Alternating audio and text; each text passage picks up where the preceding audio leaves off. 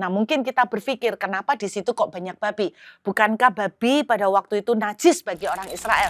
Mahal banget ya biayanya, ongkosnya, harga yang dibayar 10 sampai 14 miliar. Dan satu orang ini dibela-belain sama Yesus.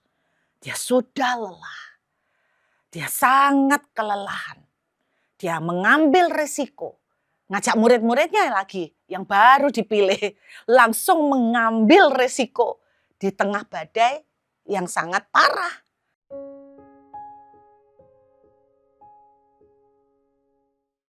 Lalu ditanya, kemudian dituliskan di ayat yang ke-9. Yesus bertanya kepada orang itu, siapa namamu? Jawabnya, namaku Legion, karena kami banyak. Saudara, arti nama Legion itu sebetulnya menggambarkan pasukan Romawi. Legion itu sebagai gambaran pasukan yang terdiri dari 6.000 tentara. Mungkin benar-benar legion ini, setan yang ada di dalam orang itu bisa saja benar-benar 6.000. Tapi bisa juga bukan benar-benar 6.000 jumlahnya. Pokoknya cuman untuk mengartikan bahwa jumlahnya banyak. Tapi bukan masalah itu ya saudara. Tapi yang saya kagum, Alkitab menuliskan kemudian ada babi-babi di sana. Nah, mungkin kita berpikir, kenapa di situ kok banyak babi? Bukankah babi pada waktu itu najis bagi orang Israel? Karena seperti saya bilang, Gerasa adalah daerah Dekapolis, kebudayaan Yunani. Sehingga di situ buat mereka babi itu fine-fine saja bagi kebudayaan di situ. Nah, Alkitab menceritakan pada waktu Yesus mengusir legion, mengusir roh jahat ini keluar lalu memasuki babi-babi yang ada di situ. Alkitab menceritakan, Anda bisa cek cross check di Injil yang lain, di dalam Injil Matius maupun Lukas. Ada 2.000 babi di mana roh jahat itu dilepaskan kepada babi-babi itu. Saya ini iseng saudara ya, saya mencoba nih mencari tahu, menghitung-hitung berapa sih harga babi kira-kira. Saya coba cari.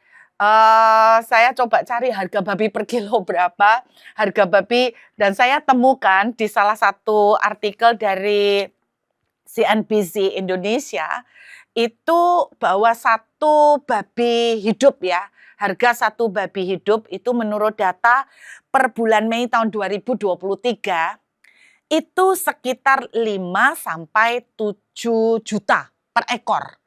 Nah, tentunya pasti beda kursnya sama zaman Yesus, tapi kita paling tidak punya gambaran ya saudara. Kalau 2.000 babi, misalnya satu ekor babi itu harga dari 5 sampai 7 juta, maka saya hitung-hitung ketika 2.000 babi ini terjun ke jurang, maka yang mati itu 2.000 itu kalikan 5 sampai 7 juta.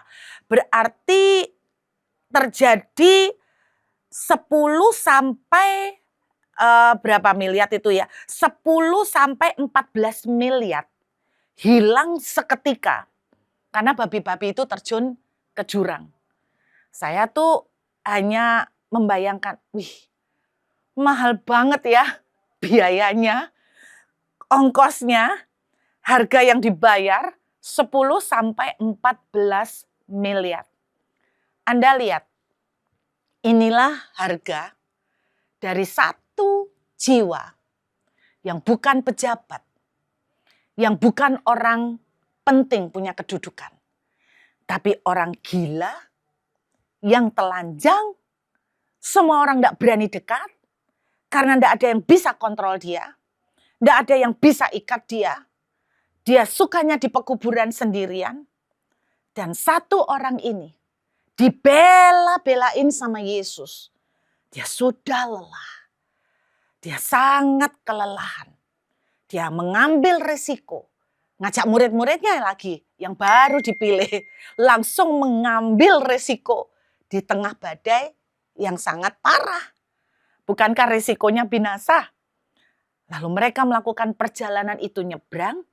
Setelah itu selesai, mereka balik lagi menyeberang.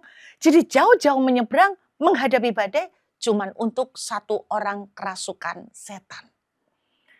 Pada waktu saya membaca cerita ini, hati saya tersentuh sekali saudara. Tuhan menaruh di hati saya demikian. untuk satu orang gila, untuk satu orang hancur kerasukan setan.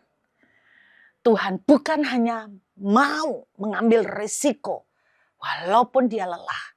Dia mengambil risiko menjalani badai.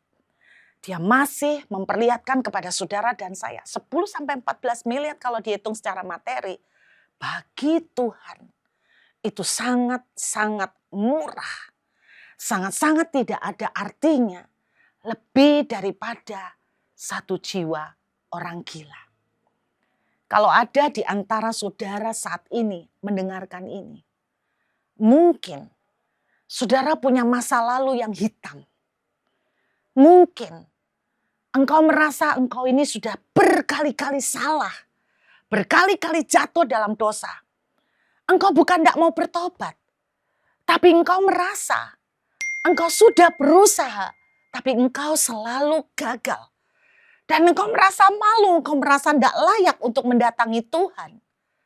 Saya tetap yakin, sehancur-hancurnya, sehitam-hitamnya saudara, saya kok percaya kita tidak separah orang yang kemasukan legion. Roh yang menguasai dia banyak sekali. Dan saya berkata sama Bapak Ibu semuanya, saudara yang dengarkan ini, kalau Yesus di tengah segala kondisinya, dia bela-belain. Cuman untuk satu orang itu setelah itu balik lagi. Karena bagi Yesus, satu orang ini berharga di matanya. Hari ini dengarkan, apapun kondisi dan keadaan saudara, apapun kehancuran yang saudara alami, Tuhan sayang dengan saudara.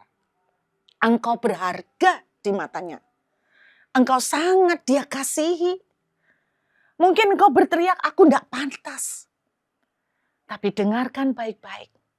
Untuk orang yang tidak pantas, seperti orang Gerasa, Yesus tetap mau melakukan perjalanan ini untuk menghampiri dia, untuk menjamah dia, dan memulihkan dia.